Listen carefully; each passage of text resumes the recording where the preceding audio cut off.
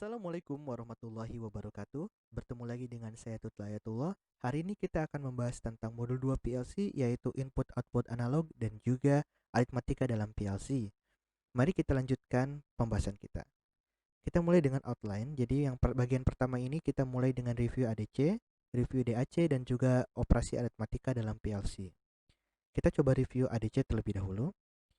Dan kenapa kita memerlukan komponen ini? Ini sangat penting karena biasanya kita mempunyai sinyal berupa sinyal analog. Secara alami itu kita memiliki sinyal analog. Jadi sinyal-sinyal yang berasal dari alam biasanya berupa analog. Dia kontinu terhadap waktu dan dia juga memiliki amplitudo yang kontinu. Sehingga sinyal tersebut dinamakan sinyal analog. Kita dulu umumnya memproses sinyal-sinyal analog dengan perangkat-perangkat analog juga. Jadi kita bisa memproses sinyal tersebut dengan perangkat-perangkat analog. Namun karena berkembangnya zaman dan kita ingin mempercepat juga prosesnya dan memperbaiki performa dari sinyal analog ini untuk keperluan tertentu, kita dapat melakukan sampling sebuah sinyal analog ini dan mengubahnya menjadi sinyal digital. Nah, digital ini adalah sistem yang diciptakan oleh manusia untuk memproses sebuah sinyal. Nah, tapi proses sinyal tersebut tidak dapat dilakukan serta-merta dengan sinyal analog. Oleh karena itu, kita memerlukan jembatan antara sinyal analog dengan sinyal digital. Karena dalam dunia komputer yang kita gunakan itu menggunakan sinyal-sinyal digital. Nah, oleh karena itu kita biasanya menggunakan proses yang dinamakan sampling dan juga kuantisasi. Nah, apa itu sampling dan kuantisasi? Jadi, perangkat-perangkat yang kita punya dalam dunia digital itu tidak sempurna. Jadi dia tidak bisa langsung serta-merta mendapatkan sinyal secara kontinu dalam waktu yang sangat padat dan juga mendapatkan amplitudo yang sangat akurat juga dari analog sinyal ini. Oleh karena itu biasanya kita memerlukan sampling, yaitu kita mengambil beberapa sampel sinyal untuk merepresentasikan sinyal analog tersebut. Nah, jadi proses sampling itu adalah kita melakukan pencacahan terhadap waktu. Jadi yang awalnya sinyal analog tersebut memiliki nilai kontinu terhadap waktu, jadi di setiap waktu, selang waktu berapapun dia memiliki sinyal, sekarang kita memiliki waktu yang diskrit. Makanya dia disebut adalah sinyal yang diskrit. Nah, bisa kita lihat bahwa sumbu bagian waktunya ini berubah bukan lagi menjadi waktu, tapi berupa hitungan ya, pencacahan. Jadi bilangan bulat di sini 0, 1, 2, 3 dan seterusnya. Jadi memiliki nilai indeksnya K. Dan juga ini amplitudonya, nah sedangkan amplitudo yang untuk sinyal time discrete dia tidak mengalami perubahan. Jadi time discrete itu dia hanya mengalami sampling pada waktu. Sedangkan sinyal analog dapat dikuantisasi, artinya dia kita bagi-bagi terhadap level-level tertentu. Misalnya dia memiliki level-level tersebut sehingga kita bisa mengambil sampel pada level-level tertentu. Nah, namun kekurangan dari kuantitasasi ini, apabila sinyal seperti ini memiliki bagian yang lebih tinggi daripada level ini, namun masih belum sampai level ini, maka dia tidak terbaca sebagai sinyal. Oleh karena itu di sini ada nilainya, sebutannya kuantisasi error. Error kuantisasi di sini ya. Oke, jadi kita mulai dengan seperti ini. Nah, sedangkan sinyal digital adalah gabungan keduanya. Jadi dia sudah melalui proses sampling dan juga kuantisasi. Nah, proses kuantisasi ini biasanya berlangsung oleh perangkat dinamakan ADC dan juga proses sampling tersebut juga dilakukan oleh sinyal ADC. Sehingga yang kita dapatkan itu adalah sinyal digital yang bisa kita baca dengan microprosesor ataupun perangkat komputer lainnya yang udah siap untuk kita baca. Jadi ini adalah perbedaan dari ketiga sinyal tersebut. Oke, jadi kita bisa bandingkan, maka kita bisa memahami bahwa faktor-faktor apa saja sih yang menyebabkan error dari sinyal-sinyal ini. Nah, untuk teori sampling itu ada dalam mata kuliah tersendiri, yaitu kuliah sinyal dan sistem. Akan membahas berapakah nilai time sampling yang dibutuhkan supaya sinyal tersebut dapat direpresentasikan sebagai sinyal analog sebenarnya. Sedangkan kuantisasi akan kita pelajari sekarang ini. Jadi ini adalah contoh dari ADC yang sederhana. Dia merupakan tipe flash ADC 2 bit yang merupakan ADC tercepat. Jadi pada prinsipnya sistem ADC ini paling cepat karena dia langsung membandingkan tegangan-tegangan input dengan tegangan referensi yang ada. Oke. Nah, jadi misalnya kita mulai dari tegangan input, kita memiliki tegangan input berupa sinyal analog di sini dan kita akan komparasi dengan melalui op-amp ini. Jadi operational amplifier ini merupakan komparator. Jadi nama khususnya untuk fungsi op-amp ini adalah komparator. Jadi kita memasukkan sinyal pada non inverting input di sini untuk dibandingkan dengan VN1. Jadi punya tegangan referensi 1, tegangan referensi 2, tegangan referensi 3, dan tegangan referensi 4. Nah, nilai resistor ini akan menentukan tegangan referensi tersebut. Nah, kita coba simulasi yang pertama bagian bawah. Apabila nilai Vin itu lebih dari Vn1 ini, maka outputnya akan high.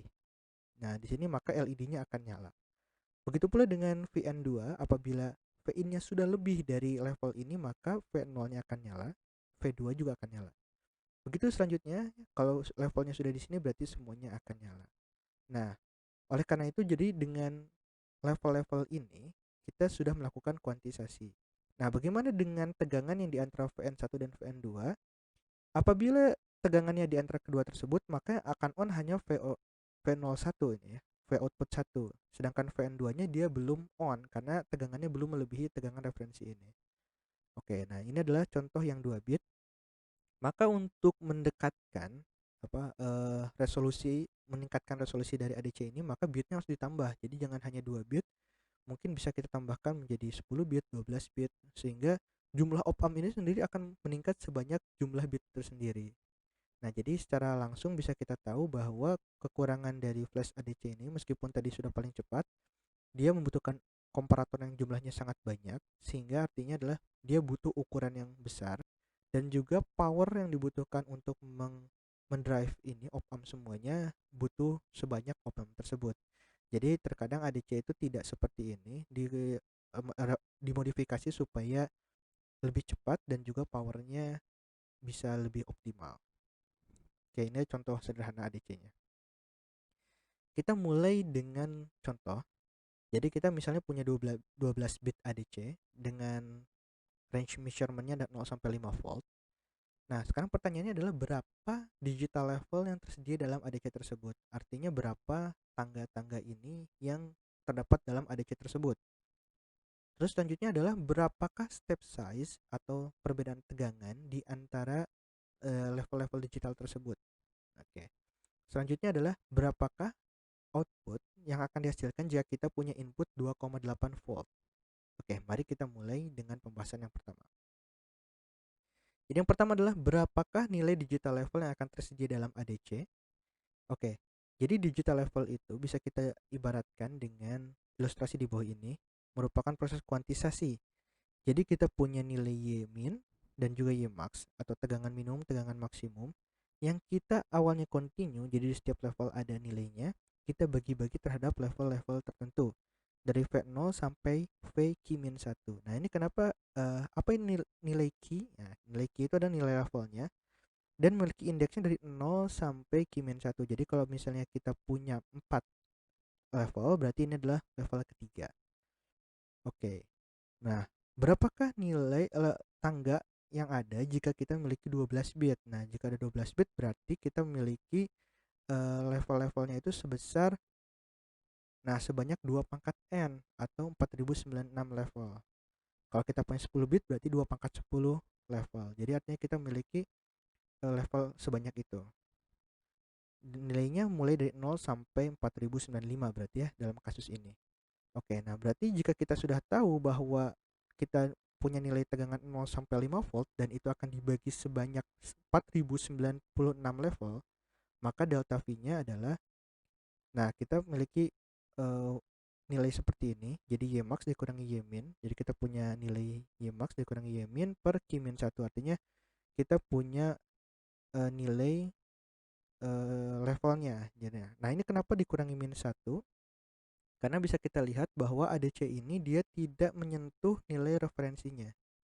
Jadi kalau misalnya referensinya ada 15 volt, maka di sini nilai level tertingginya bukan di 5 volt, tapi justru di nilai VN4 ini.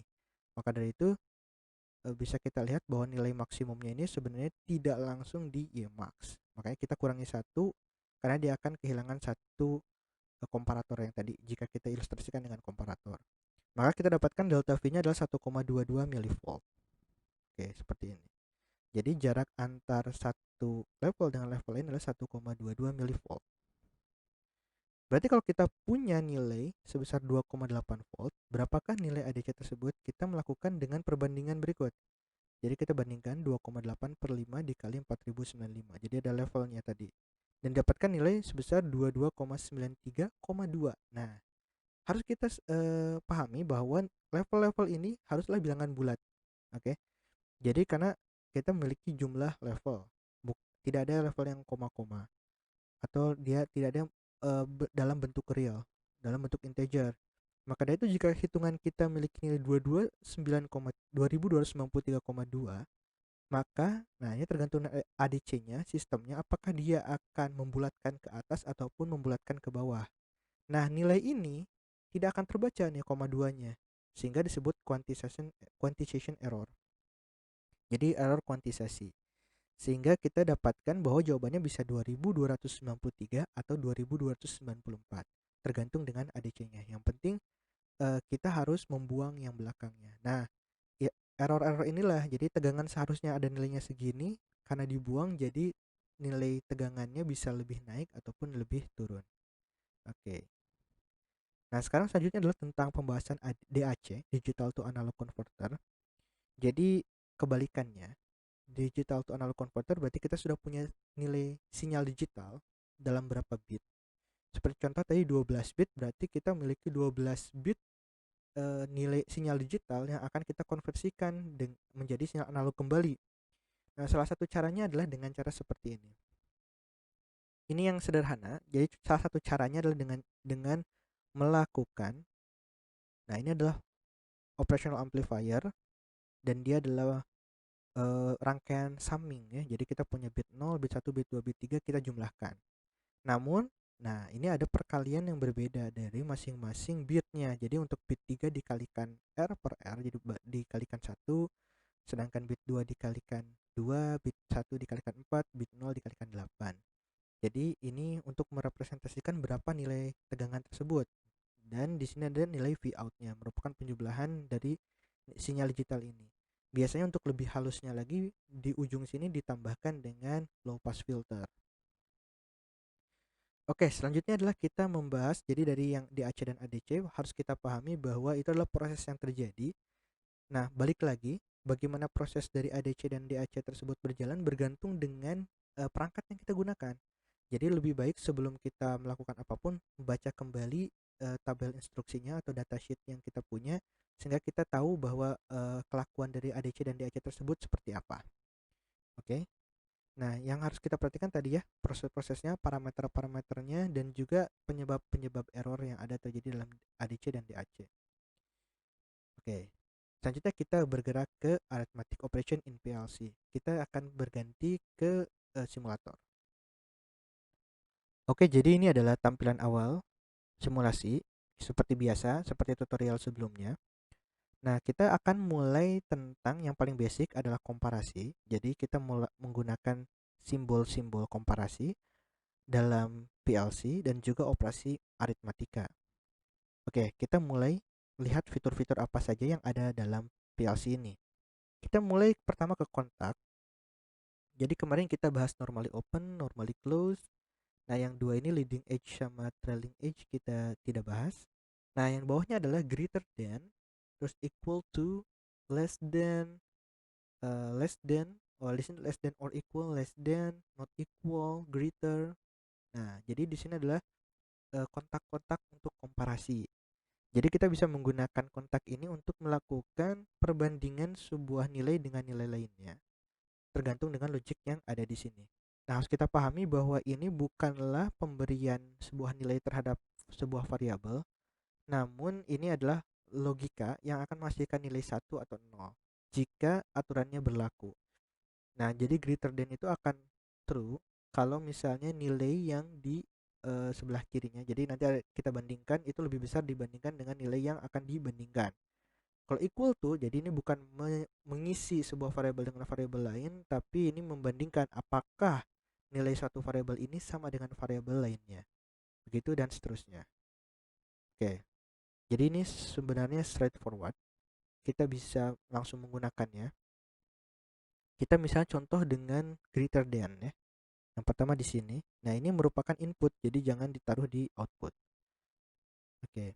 Nah, jika kita klik di rangnya ini, maka dia akan muncul sebuah perintah seperti ini. Kita disuruh mengisikan dua buah variabel.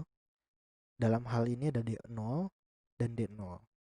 Oke. Nah, apakah D0 yang sebelah kiri ini kita coba ganti biar tidak salah. Ya, kita ganti dengan D1 ya.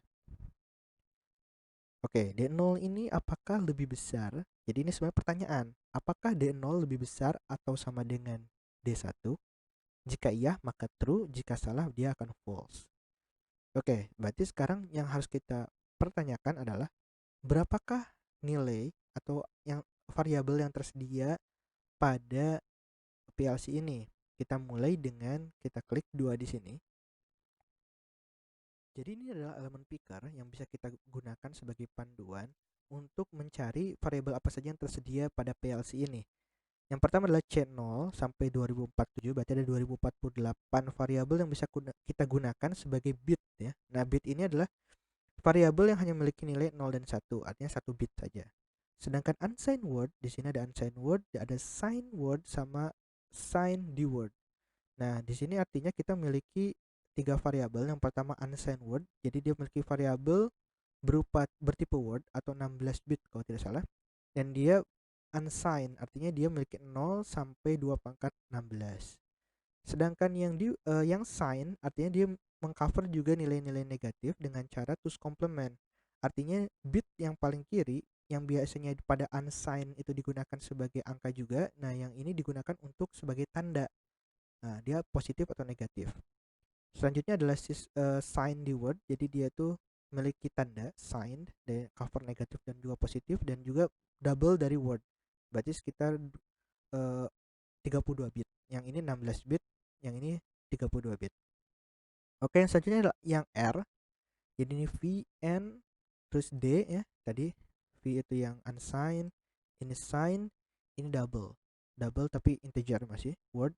Terus di sini ada real. Nah, jadi kalau kita ingin menggunakan variabel bertipe data real, itu menggunakan yang R.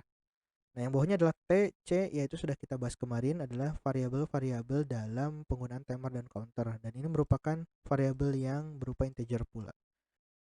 Oke, selanjutnya saya akan mencoba untuk menerapkan komparasi ini pada program yang sudah kita bahas pada sebelumnya, yaitu tentang traffic light. Kita coba bagaimana supaya program ini dapat kita manfaatkan memperingkas program yang sebelumnya. Nah, ini merupakan program kita yang kemarin. Jadi kita sudah membuat di sini masih dua lampu, lampu merah dan lampu kuning, belum ke hijau, dengan menggunakan dua buah timer untuk mengatur lamanya Y0 menyala dan mati, Y1 lamanya nyala dan mati. Nah, kita bisa mempersingkat program ini hanya dengan menggunakan satu timer dengan menggunakan program yang tadi, program komparasi. Kita pertama mungkin edit di sini ya. Jadi kita tidak menggunakan timer dulu. Timernya kita hapus. Kita delete rangnya di sini. Oke, rangnya sudah di delete. Terus berarti kita di sini juga tidak menggunakan timer untuk mengkontrol dari Y0 dan Y1-nya. Di sini kita hanya menggunakan satu timer, maka kita hapus timer yang kedua. Timer 1. Oke, timer satunya kita coba hapus dulu. Oke, bisa kalian coba juga dengan program yang sudah kalian buat kemarin. Kita coba tambahkan dengan outputnya. Berarti kita memiliki Y2. Y2 di sini, terus kita tambahkan lagi channel sebagai start. Oke. Nah, sekarang kita tentukan periodenya. Misalnya Y0 lampu merah itu 10 detik, Y1 itu 5 detik, dan Y2 itu 10 detik juga. Jadi total waktu yang kita butuhkan untuk menyalakan ketiga lampu ini adalah 10 tambah 5 tambah 10 itu 25 detik. Berarti kita tambahkan di sini adalah 25 detik. Oke, 25 detik. Oke ya. Jadi kita sudah punya waktu total 25 detik dan timer ini akan kita kontrol untuk menjalankan Y0, Y1 dan Y2. Kita dengan logika yang paling basic adalah kita klik di sini ya. Jadi lampu merah ini akan menyala di awal-awal hingga 10 detik pertama. Jadi kita coba cek less than or equal. Jadi kita equalnya ambil ke lampu ini aja ya. Jadi kita ambil bisa menggunakan nilai T0. T0 dot. Nah, kita bisa memanfaatkan nilai akumulasinya. Oke. Selanjutnya nah kita bisa juga memasukkan langsung variabel konstanta dengan cara mengkliknya di sini. Misalnya kita klik 10 detik. Nah, tapi harus kita pahami bahwa ini bukan dalam satuan detik. Jadi harus kita ubah ke milisecond, jadi 10.000. Oke. Jadi T0 akumulasinya harus lebih lebih kecil sama dengan 10.000 milisecond atau lebih kecil daripada 10 second sehingga Y0-nya menyala. Jadi ketika T0 akumulasinya masih di bawah itu dia akan nyala. Setelah itu dia akan otomatis mati. Begitu pula dengan Y1 kita bisa tambahkan dengan dua syarat, berarti di antara. Nah, ketika sudah lebih berarti kita ambil greater than ya. Ketika kita ambil lagi T0 dot akumulasinya lebih besar dari ini 10.000. Ya setelah 10 detik dia on dan berarti ketika dia matinya. Ketika dia kurang dari sama dengan berarti T0 dot accumulationnya kurang dari sama dengan 15.000 detik. 15.000 milisecond, sorry. Oke, jadi dengan syarat ini kita mempersingkat program yang tadi awalnya menggunakan 2 buah timer, sekarang kita hanya menggunakan 1 timer untuk 3 lampu. Oke, selanjutnya kita bisa juga, ini sama dengan cara yang sama, kita coba dengan yang tadi, greater than. Karena yang equalnya ikut ke yang sebelumnya, berarti T0 dot accumulationnya kita samakan dia di lebih dari 15.000 milisecond. Dan dia harus di bawah atau sama dengan 25.000. T0 dot accumulation. Oke, salah di sini jadi kita ambilnya 25.000. Oke. Nah, ini kan programnya kegeser, coba kita geser ini biar kita bisa lihat semuanya dan sekaligus kita cek. Yes. Oke, dia akan merapikan sendiri programnya. Nah, bisa kita lihat hanya dengan rangkaian ini kita sudah bisa mengontrol 3 buah lampu. Untuk melengkapkan programnya kita tambahkan, jadi timer ini akan reset ketika dia sudah 25 detik. Maka kita hanya butuh tambahkan T0 dot done, tapi dia normally close. Oke, kita lihat programnya apakah sudah berjalan. Kita coba simulatornya. Oke, seperti biasa kita coba run dulu programnya. Oke, kita coba klik X0 maka dia sistem akan menyala. Ya, Y0. Timernya kita pastikan 3, 4, 5, 6, 7, 8, 9, 10. Nah, dia pindah ke Y1. Jadi lampu merahnya 10 detik, Y1-nya dia akan menyala selama 5 detik. Betul, pindah ke Y2. Oke, coba kita lihat prosesnya geser ke rangnya ya. Nah, jadi angkanya bisa kita pantau di sini. Jadi angkanya masih di sini, akumulasinya masih 2 detik. Dia masih true, masih di bawah 10 detik. 8, 9, 10. Nah, ini kekat, pindah ke sini karena dua syaratnya terpenuhi. Yang ini udah terpenuhi tapi ininya belum. Nah, yang ini sudah terpenuhi kedua-duanya, yang ini mati. Ketika timernya sudah beres, maka dia akan mereset T0 dot done dan menghitung kembali. Oke, seperti itu. Jadi ini adalah salah satu cara penggunaan komparasi. Oke, bisa kalian explore kembali bagaimana menggunakan equal, itu persis sekali. Not equal juga persis sekali. Nah, yang mungkin kita akan bahas pada video berikutnya adalah bagaimana penggunaan variabel-variabel tadi. Jadi kalau ini masih menggunakan konstanta, kita menggunakan variabel-variabel tertentu. Oke, sampai di sini dulu video kita hari ini.